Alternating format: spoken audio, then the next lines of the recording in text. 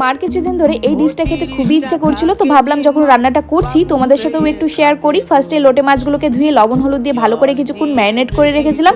আমি এখানে আলু অ্যাড করেছি, তোমরা যদি আলু নাও দিতে চাও নাও দিতে পারো। একটু ভেজে নিয়ে উঠিয়ে রেখেছি, এরপর তেলের মধ্যে পেঁয়াজ দিয়ে দিয়েছি। আর তোমরা কি জানো, পেঁয়াজ ভাজার সময় লবণটা তাড়াতাড়ি দিয়ে দিলে তাড়াতাড়ি করে পেঁয়াজটা গোল্ডেন হয়ে যায়।